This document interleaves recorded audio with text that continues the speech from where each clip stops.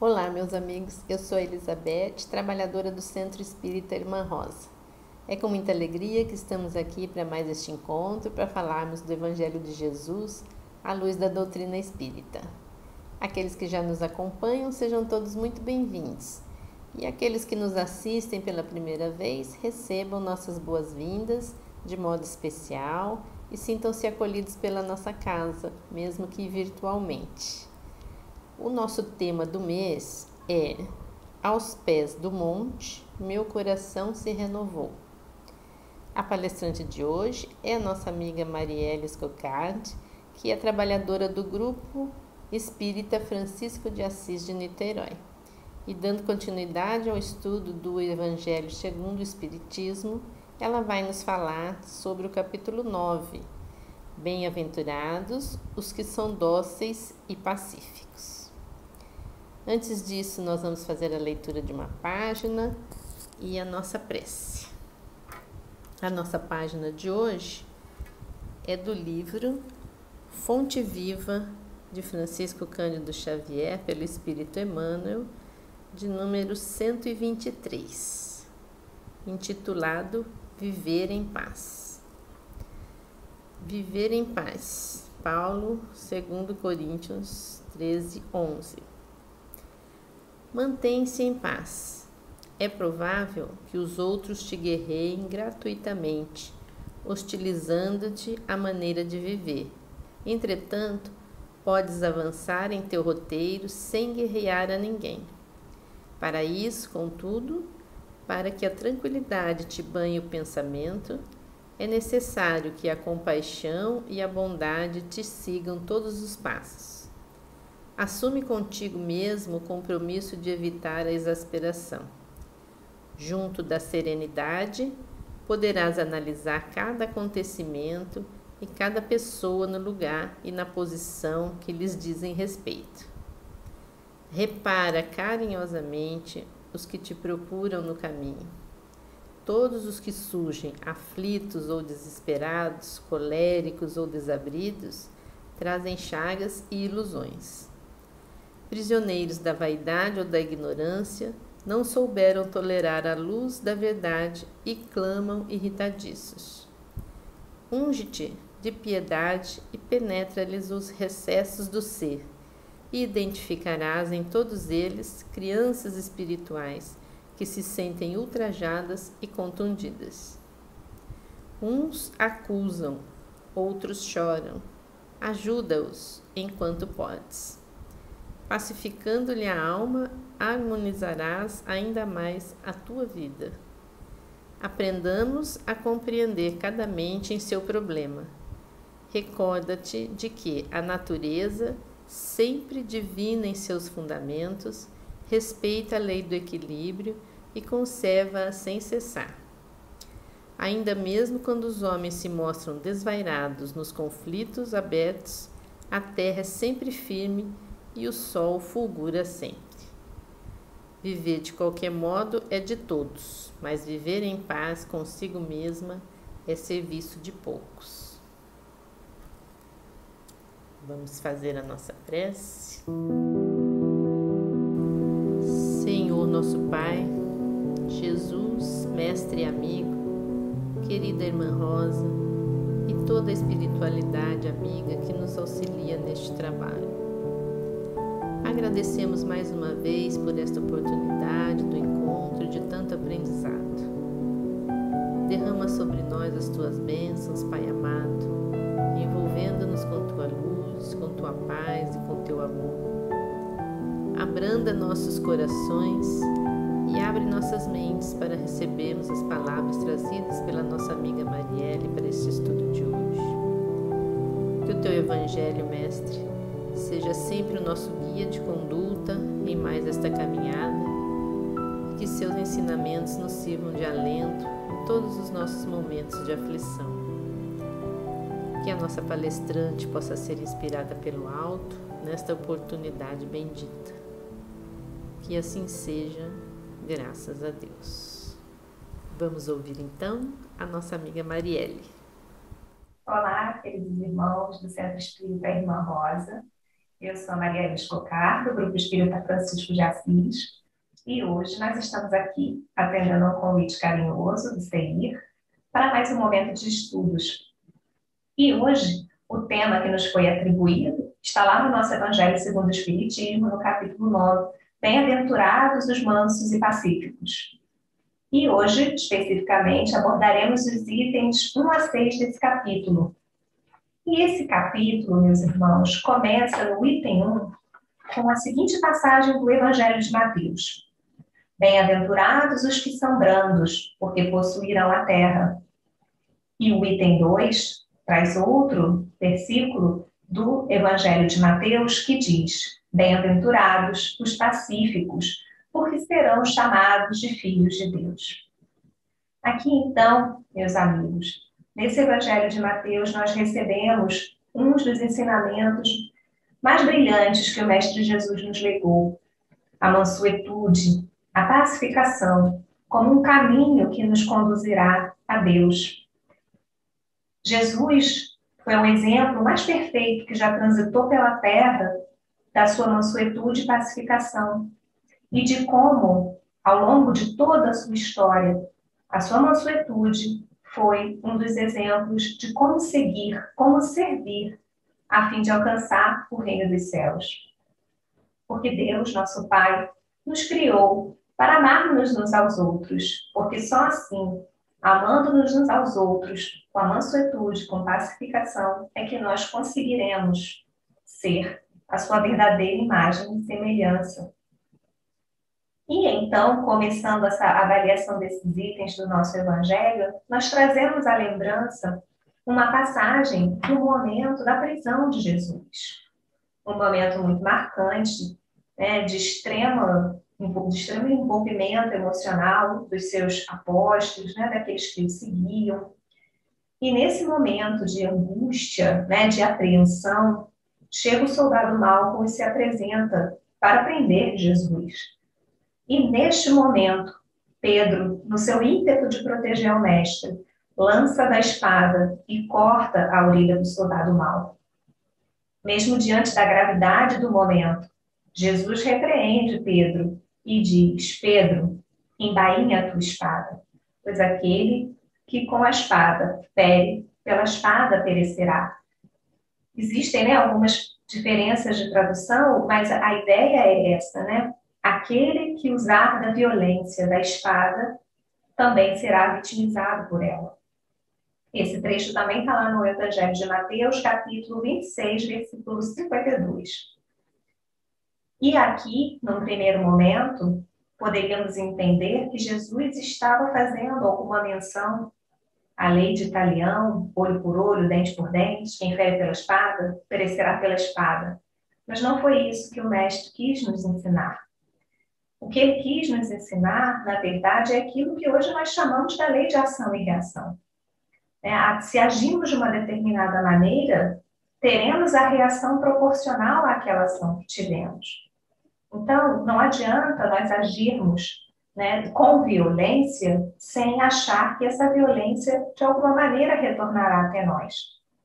Aqui, então, é importante, desde já, meus irmãos, que fique claro, não a ideia de um caráter punitivo, de um Deus punitivo, que acaba gerando como consequência um ato igual ao nosso, mas sim a lei da natureza, de ação e reação.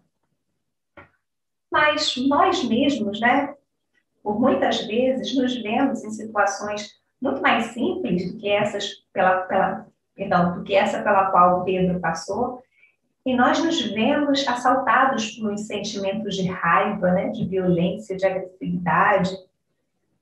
E aí, então, passamos a nos questionar, né, por que esse sentimento nos assola vez por outra? Eu não quero mais ter esse tipo de sentimento, mas tem horas que ele brota de dentro da gente, sem qualquer controle. E uma das explicações, né, que temos para compartilhar com vocês é porque, na verdade, todos nós temos um instinto de conservação, né? Kardec, lá no Livro dos Espíritos, fez o seguinte questionamento aos espíritos. É lá a nossa questão 703.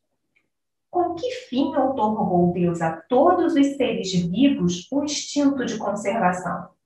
E os espíritos respondem: porque todos têm que concorrer para o cumprimento dos desígnios da providência. Por isso, foi que Deus lhes deu a necessidade de viver. Acresce que a vida é necessária ao aperfeiçoamento dos seres. Eles os sentem instintivamente, sem disso se aperceberem. Então, meus irmãos, é instintivo dentro de nós esse ato, às vezes mais agressivo, mais violento, de autoproteção, para nós protegermos a nossa vida. Nós, espíritas, sabemos o quanto, nós requisitamos a cada encarnação aqui estar, porque nós galgamos aí o nosso progresso gradual.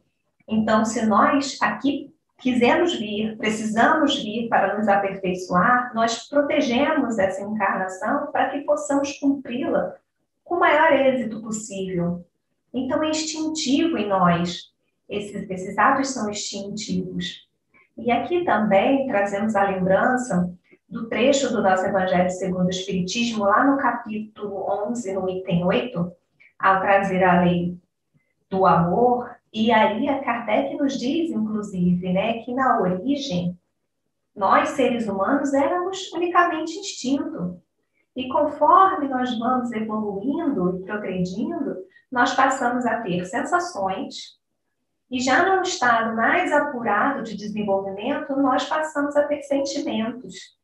Então, apesar de cada vez mais nos distanciarmos desse homem primitivo, agressivo, violento, que existe em nós pelo instinto até de conservação, esse sentimento tende a ir sendo minimizado pelos nossos sentimentos em relação a nós próximos, a nós mesmos e ao próximo.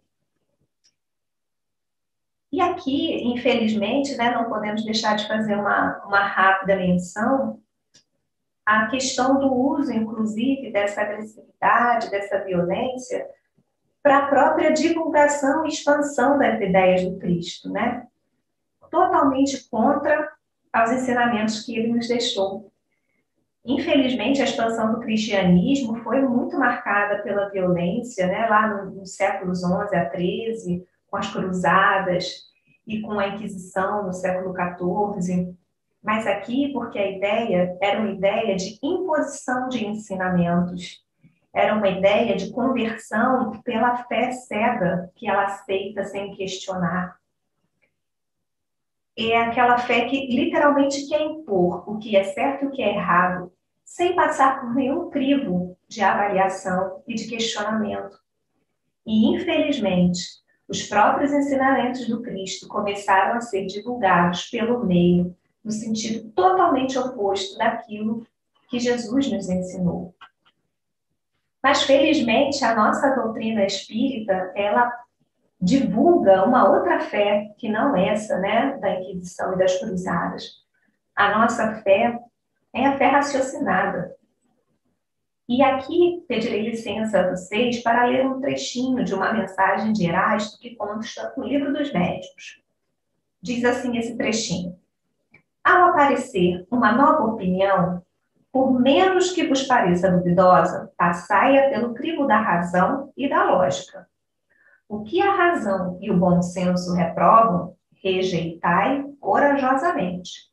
Mais vale rejeitar 10 verdades do que admitir uma única mentira ou uma única teoria falsa. Aqui, Erasto já nos alerta da necessidade imperiosa de passarmos tudo pelo crivo da razão. Todas as informações que nos chegam. Pois é muito melhor nós negarmos 10 verdades do que admitirmos uma única teoria falsa, porque essa teoria falsa pode nos levar a conclusões e desdobramentos muito nefastos, para o nosso aprimoramento. Então, meus irmãos, a nossa fé hoje é totalmente distante daquela fé violenta do início do nosso cristianismo. E que bom que assim o é. E aqui trazemos também um trechinho do capítulo 19 do nosso Evangelho, da fé que transporta montanhas, E ele faz um contraponto aqui importantíssimo com relação a esse tema que nós estamos abordando hoje. Diz o trecho: a fé sincera e verdadeira é sempre calma, faculta a paciência que sabe esperar, porque tendo seu ponto de apoio na inteligência e na compreensão das coisas, tem a certeza de chegar ao objetivo visado. A fé vacilante sente a sua própria fraqueza quando a estimula o interesse, torna-se furibunda e julga suprir com a violência a força que lhe falece. A calma na luta é sempre um sinal de força e de confiança. A violência, ao contrário, denota fraqueza e dúvida de si mesmo. Que belo trecho, né, meus irmãos? Porque aqui fica muito claro para nós que a fé verdadeira é aquela fé que acalma. E a calma, ela está relacionada à força da nossa fé, e não o contrário, né? A violência não é um sinônimo de fortaleza, não é um sinônimo de conquista, e sim é um sinônimo de fraqueza. Pois só tem necessidade de usar da violência aquele que não tem os argumentos verdadeiros, racionais e lógicos para conseguir alcançar os seus objetivos. E aqui lembramos, né, de uma frase que dizemos popularmente, tão equivocada, né? Que muitas pessoas dizem, né, que a melhor defesa é o ataque. Isso é para o violento. É porque aquele que não sabe se defender, não sabe argumentar, né, conforme a lógica e o bom senso, ele precisa atacar o próximo para tentar desestabilizá-lo. Né? Então, infelizmente, como ainda nos utilizamos, certamente bem menos que no passado, né? Mas como ainda precisamos usar dessa violência, dessa agressividade para mostrar uma força, quando na verdade é no sentido oposto. E que nós, né, meus irmãos, possamos, nesses momentos de dificuldade que todos nós estamos passando, nos lembrar desse ensinamento. Porque nós, nesses momentos difíceis, ficamos, por vezes, tumultuados nos nossos sentimentos, né? É natural. Mas que nós possamos nos esforçar, né, para, nesses momentos, tentarmos nos acalmar, tentar nos asserenar, porque dessa serenidade, dessa conexão com o plano espiritual, virá efetivamente a força que precisamos para transpor as nossas montanhas diárias. Bom, e aqui, nesse momento, também pegando um outro exemplo de como Jesus deixou ensinamentos maravilhosos sobre como agir diante das dificuldades com a mansuetude, nós pegamos aqui um trecho do livro Paulo e Estevão, esse livro que foi psicografado pelo Chico Xavier, né, ditado pelo Espírito Emmanuel, e nesse trecho, o Paulo, então, pergunta para o Estevão quem era aquele Messias que sequer conseguiu se libertar da cruz, né? Sequer pôde se libertar da cruz. Porque essa, inclusive, era uma expectativa de muitos, né? Na oportunidade. Já que ele é o Filho de Deus, certamente dará um jeito de se libertar da cruz. Mas ele assim não fez. E então, Estevão responde a Paulo: o que esperava? Um dominador numa viga que tombasse no primeiro buraco? Olha que resposta simples, né, meus irmãos, mas cheia de conteúdo bom para nós. Nós aqui lembramos, né, das figuras daqueles imperadores romanos, das suas vidas, violentos e agressivos, mas que tombavam, né, muitas vezes nos primeiros obstáculos. E o Cristo veio dar um ensinamento no sentido oposto. Ele não poderia compactuar, né, com esses exemplos do passado. E justamente então Cristo veio nos mostrar que a força, a verdadeira força, ela não pertence ao corpo, porque o corpo perece. A verdadeira força é aquela força interior, a força que vem do espírito imortal. A fragilidade da nossa vida encarnada né? Porque nossa vida é muito frágil, nós sabemos que estamos aqui nesse momento, mas sequer sabemos o que poderá acontecer conosco no momento seguinte, porque a nossa vida é muito frágil. E a nossa fragilidade prova que essa força, ela não pode emanar da matéria, né? E foi isso que Jesus também nos ensinou. A força não está no corpo, não está nas palavras, a força está nos gestos mais calmos e serenos que conseguimos ter. E aqui, então, passamos, meus irmãos, ao item 3, né, desse nosso capítulo do Evangelho, e eu vou pedir licença a vocês para ler o trecho, para que a gente não perca nada do conteúdo, que é muito interessante. Diz assim no item 3. Sabeis que foi dito aos antigos, não matareis, e quem quer que mate, merecerá a condenação pelo juízo. Eu, porém, vos digo que quem quer que se puser em cólera contra o seu irmão, merecerá condenado no juízo. Que aquele que disser a seu irmão, raca, merecerá condenado pelo conselho.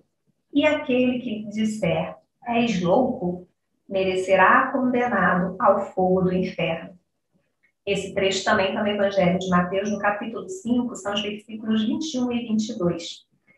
E aqui, antes de entrarmos nos esclarecimentos específicos do item, vale abrir um parênteses para esclarecer esse vocábulo raca que aparece, né? O raca, quando se chamava alguém, né, com essa expressão no passado, designava um sujeito de má vida, né? Como se você quisesse dar o pior xingamento possível para aquela pessoa. Eles até tinham o hábito de pronunciar a palavra e cuspir ao solo, né, para demonstrar um repúdio. E aquilo era de uma ofensa inenarrável. E aqui, então, a passagem nos diz, né, que aquele que matar merecerá ser condenado ao juízo, e quem se puser em cólera também deverá ser condenado, quem se raca merecerá ser condenado.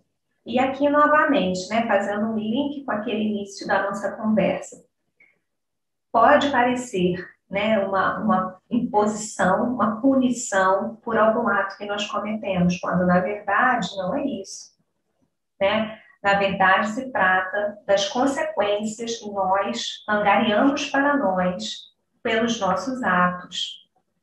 E aqui, por conta especificamente dessa questão da expressão raca, nós lembramos também, né, das agressões verbais, né? Nós costumamos lembrar, né, e discutir sobre as agressões físicas, que infelizmente, né, ainda são muito comuns entre nós, mas nem tanto quanto no passado, mas as agressões verbais são muito fortes ainda entre nós, né? E o que ela representa, né? A nossa boca fala daquilo que o nosso coração está cheio. Então, quando nós agredimos verbalmente alguém, nós estamos simplesmente colocando para fora aquilo de ruim que existe em nós, né? Mostrando ainda a nossa necessidade de domar essas nossas tendências ainda agressivas e violentas, né? E nós sabemos, né, meus irmãos, quanto que as palavras podem ferir. Quem de nós já não se sentiu muito ferido por alguma palavra de algum irmão que realmente lhe magoou, né? É claro, né, nós não podemos deixar de mencionar que a intenção por trás daquilo que nós falamos faz toda a diferença, né? Se nós enchemos de rancor, de raiva aquelas palavras, elas vão agredir mesmo o nosso próximo, né? Toda palavra ofensiva e agressiva, ela é contrária à lei de amor que nos foi ensinada por Jesus, né? Que nós possamos, sabendo do nosso atual estado evolutivo, sabendo das nossas dificuldades, sabendo que ainda somos possuidores desses sentimentos, que nós possamos, a cada dia, tentar filtrar em nós esses sentimentos para que da nossa boca cada vez saiam menos palavras, expressões agressivas, contrárias à lei do amor. E aqui é importante também fazermos uma consideração de que não podemos confundir, né, gestos de firmeza, de assertividade, com gestos de violência. Né, no seu messianato, Jesus também nos deixou alguns, né, exemplos em que ele precisou ser firme, até assertivo, né, com os seus discípulos, para que ele conseguisse passar a verdadeira mensagem. Firmeza e assertividade não se confundem com violência, né? Quem hoje, enfim, tem um interesse, estuda um pouquinho, né, sobre comunicação não violenta, um tema tão em voga atualmente entre os educadores, entre os pais, né, a gente percebe que é exatamente isso que essa teoria da comunicação violenta, não violenta, perdão, nos traz. Como sermos assertivos, objetivos, firmes, sem sermos violentos. Particularmente achamos que esse ponto de equilíbrio, né, entre a firmeza e a violência é algo que precisamos ter em mente para que não nos deixemos, né, levar por esses nossos instintos ainda primitivos de violência. E por que, né, meus irmãos, que a gente precisa mesmo, para o nosso próprio bem, conter esses instintos mais primitivos? Porque já existem inúmeros estudos, inclusive na área da medicina, que comprovam, né, os resultados físicos desses momentos de violência e de agressividade que nós temos no nosso corpo físico, né? Quando nós vivenciamos episódios de raiva, violência e agressividade, o nosso corpo físico responde imediatamente, né? Quem não sente uma aceleração do coração, uma dificuldade respiratória, algumas pessoas têm a pressão elevada, outras chegam a desmaiar, né? Reflexos físicos objetivos em virtude desses sentimentos que tanto nos agastam, né? E aqui lembramos de uma frase que, infelizmente, já não nos lembramos do autor para poder compartilhar com vocês, mas é uma frase muito simples e verdadeira, que ela diz o seguinte: a raiva é o presente que nós nos damos por um erro alheio, por uma atitude errada alheia. Então, nós mesmos, quando nutrimos a raiva em nós estamos nos dando o pior presente possível por conta de uma atitude de um terceiro. Nós não temos como controlar a atitude do terceiro, né? Mas nós temos sim como filtrar para que a gente não nutra esse sentimento em nós mesmos, porque nós só nos fazemos mal. Não podemos também perder de mente, né, que Jesus nos ensinou a amar o próximo como a si mesmo. Então nós precisamos nos amar, nos proteger, nos blindar desses sentimentos, até para que possamos amar o nosso próximo. Porque se uma outra pessoa nos atinge com uma determinada palavra, enfim, ou gesto, nós nutrimos raiva em relação a isso, nós fazemos mal a nós mesmos e nós, na primeira oportunidade, tentamos despejar essa raiva num terceiro. Né? Isso é um ciclo vicioso e muito danoso, porque fazemos mal a nós. Nós somos os primeiros a nos prejudicar, né? Então, também que nós não tenhamos aquela posição de vitimização, né? Nós não somos vítima da violência, da agressividade do outro se nós não nos permitirmos vitimizar, né? E falando sobre esses estudos da medicina, também já existem várias conclusões que associam alguns tipos de câncer, né, com sentimentos como mágoa, como ressentimento, rancor, tristeza. Né? Claro que não podemos generalizar, estamos falando de uma amostra, né, de um estudo que associou alguns tipos de câncer a esses sentimentos. Porque a ciência, meus irmãos, está corroborando a cada dia que passa que o nosso corpo, ele como presente divino, ele não foi feito para a raiva, para o ódio. Ele não foi feito para isso, ele foi feito para o amor.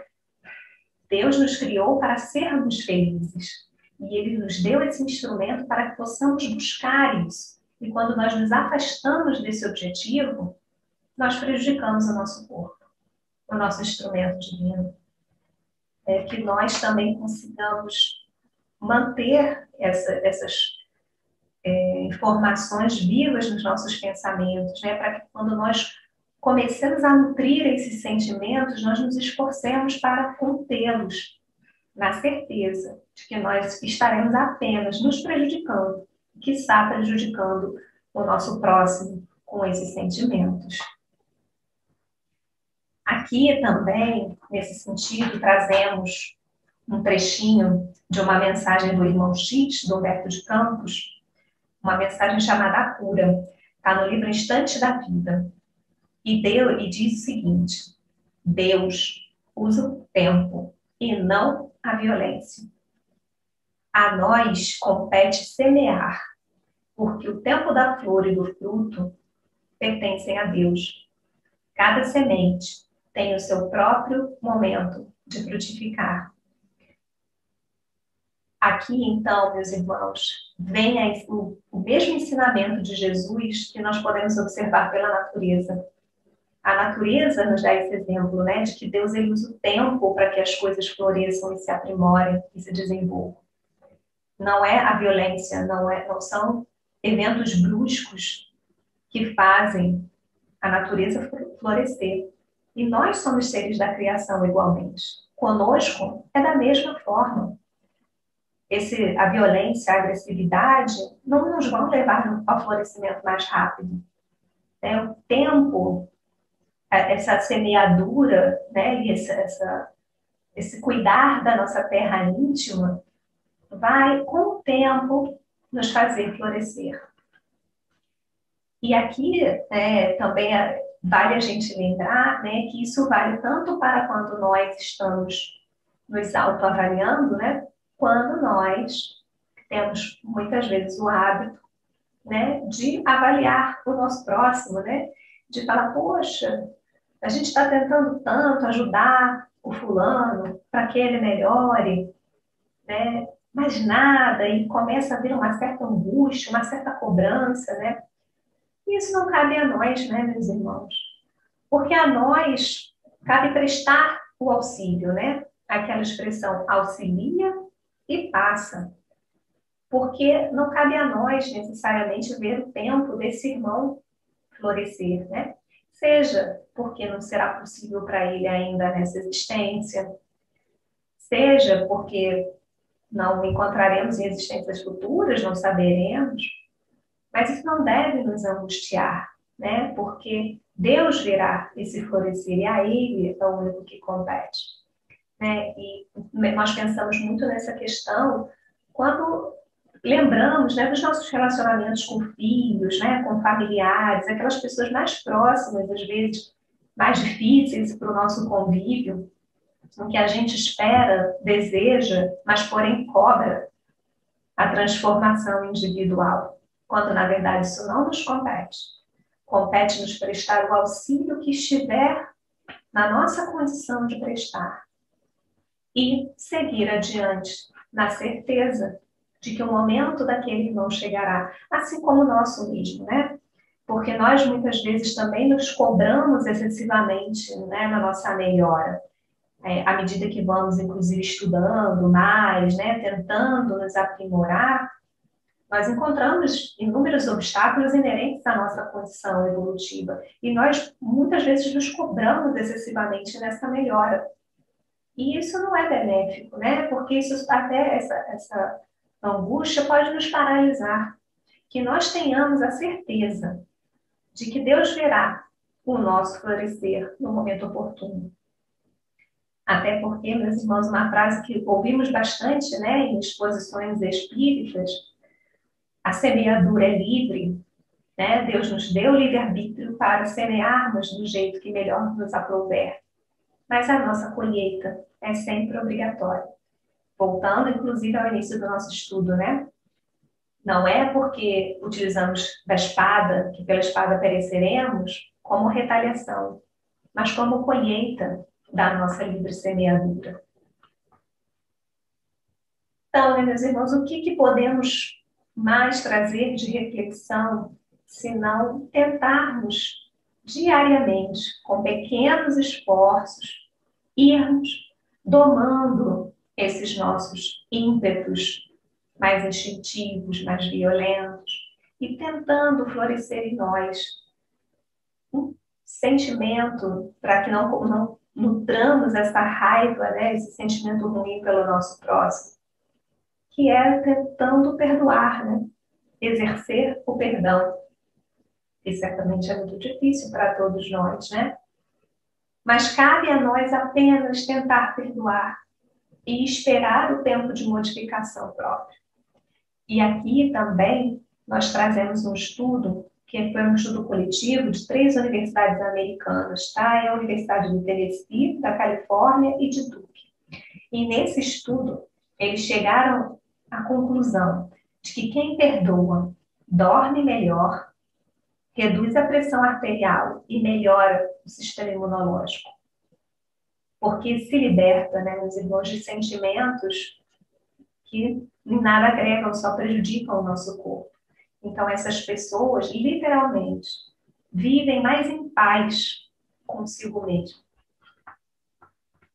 E partindo aqui, então, essas primeiras reflexões sobre os itens 1 a 5, né, do Evangelho, que fala justamente sobre as injúrias e violências, nós caminhamos para o item 6, que é justamente a afabilidade e doçura, né, que vem da mensagem das instruções dos Espíritos. E essa mensagem é belíssima, recomendo a todos que posteriormente leiam, porque é uma leitura que vale a pena. Ela nos diz que a benevolência para com os semelhantes é fruto do amor ao próximo, e ela produz a afabilidade e a doçura, que são as formas de manifestar. Então, na verdade, a afabilidade e a doçura, elas são consequências, né, do nosso verdadeiro sentimento de amor ao próximo. E aqui é importante a gente frisar essa informação, né, do verdadeiro sentimento de amor ao próximo. E por que nós salientamos essa parte, né? Porque nessa mensagem do Espírito Lázaro, de Paris, 1861, ele também nos vem trazer um alerta importante, que é o alerta das máscaras sociais. Porque a afabilidade e a doçura não são apenas o jeito cordato e simpático de se dirigir ao outro socialmente, né? É algo que literalmente tem que derivar do interior para fora. Nessa mensagem, o Lázaro nos diz, né, que a educação e a frequentação do mundo impõem ao homem o verniz social. Né? Nós temos o nosso verniz social, né, à medida que vamos frequentando mais o mundo. Né? Não é à toa que nós dizemos que as crianças, né, menores principalmente, são muito sinceras e espontâneas e dizem às vezes coisas que, né, nos deixam envergonhados, mas porque justamente eles não têm esse verniz social, essas máscaras sociais, porque eles ainda estão começando a frequentação do mundo. E que nós, então, devemos ter muito cuidado, né? E, novamente, de estar no mundo sem ser do mundo, né? Sem acabar angariando essas máscaras. Porque a afabilidade e a doçura não podem ser da boca para fora. E ele nos diz o seguinte: o mundo está cheio dessas criaturas que têm nos lábios o sorriso e no coração o veneno, que são brandas desde que nada as agaste, mas que mordem a pequena contrariedade, a menor contrariedade. Se pararmos 2 segundinhos para refletir, certamente iremos lembrar de alguma situação que nos remeterá a esse trecho, né? Quantas pessoas que às vezes julgávamos afáveis e doces na nossa casa espírita, no nosso ambiente de trabalho, que sempre foram mansas, cordatas, enquanto tudo vai bem. Basta uma coisinha sair daquilo que lhe era confortável para que elas mordam, como nos diz na mensagem, né? Então, que nós, meus irmãos, devemos ter muito cuidado para não sermos essas pessoas, né? Não termos esse comportamento hipócrita, né? De falarmos sem sentir, né? De passarmos uma imagem que não somos. Precisamos ser fidedignos com aquilo que sentimos. E aí, no final dessa mensagem nos diz: sabe que se pelas aparências se consegue enganar os homens, a Deus ninguém engana. Então não adianta mesmo, né? Nós podemos achar que estamos enganando aqui com a nossa boa aparência, mas isso certamente colheremos o resultado no futuro próximo. E caminhando aqui para o nosso final, gostaríamos de lembrar de uma outra figura também que demonstrou pela sua passagem aqui entre nós no planeta Terra a mansuetude de uma forma tão bela, né? Segundo, né, na nossa opinião, exemplo de mansuetude que transitou entre nós, Mahatma Gandhi. Nesse trecho, né, que nós vamos relatar, Gandhi estava sendo, enfim, querido por soldados e chegando a ser agredido, né, fisicamente por um soldado. E o soldado desferiu socos na face de Gandhi, sendo que da segunda vez que ele franzino, né, aquela figura franzina, ele caiu ao chão, né, por conta da violência do ato. E mal Gandhi se levantava e começava a tentar se recompor, o soldado vira para Gandhi e fala: quem foi que te ensinou a ser esse covarde? Porque Gandhi não reagia, né, aos socos desferidos pelo soldado. Gandhi, com a sua tranquilidade que lhe era peculiar, olha para o pescoço daquele soldado, olha de volta para ele e diz: esse homem, pendurado na cruz que está no seu pescoço. O soldado trazia um crucifixo no pescoço, meus irmãos, fazendo uma menção ao seu devotamento ao Cristo, quando, na verdade, as suas atitudes eram no sentido diametralmente oposto. Aqui fazemos duas correlações, né, com essa parte das máscaras sociais. Não adianta usarmos crucifixos, fazermos belas preces, externarmos sentimentos cristãos, posturas cristãs, sem que a nossa conduta, o nosso pensar, o nosso falar não seja verdadeiramente cristão. E então, meus irmãos, eu só posso finalizar esse nosso momento de estudo com um sentimento profundo de gratidão por aqui estarmos, conversando sobre um tema tão importante para o nosso cotidiano, sobre tão belos ensinamentos que Jesus nos legou, rogando a espiritualidade que continue nos auxiliando nesse nosso caminho de conquista da nossa mansuetude, da nossa pacificação individual, para que um dia possamos, enquanto família universal, sermos ainda mais mansos e pacíficos. E aqui finalizamos com a seguinte frase: o manso não é o fraco, e sim o forte, que entendeu que tudo tem o seu tempo. Muito obrigada por essa oportunidade de aqui estar. E vamos agora nos aguardar a companheira Cibele, que irá fazer a nossa prece final neste momento para encerrarmos, momento inclusive que as nossas águas serão fluidificadas. Um abraço fraternal a todos e até a próxima.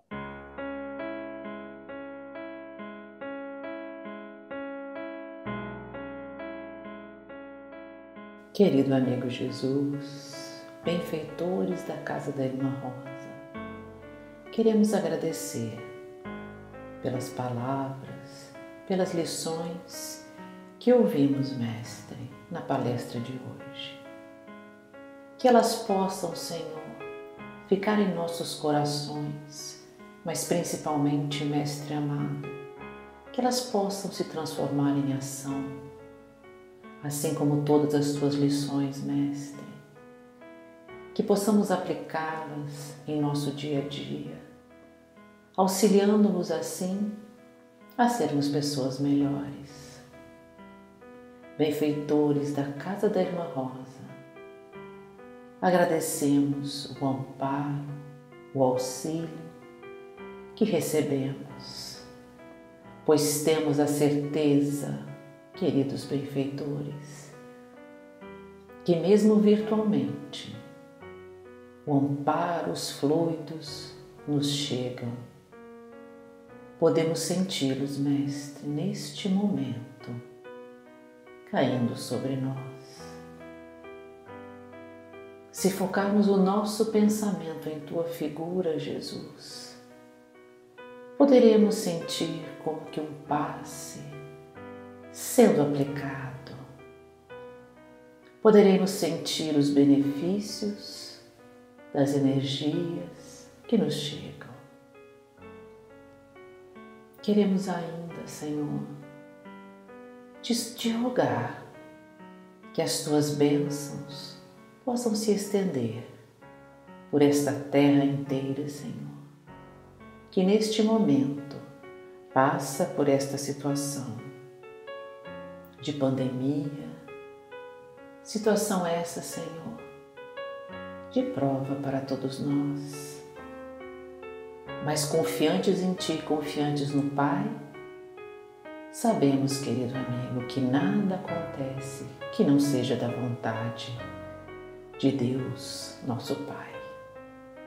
Ainda te pedimos, querido amigo, que nessas águas que se encontram em nossos lares aqui reunidos, possam ser depositados os fluidos, os remédios que nos chegam do mundo espiritual. Obrigado mais uma vez e fique conosco, Mestre amado.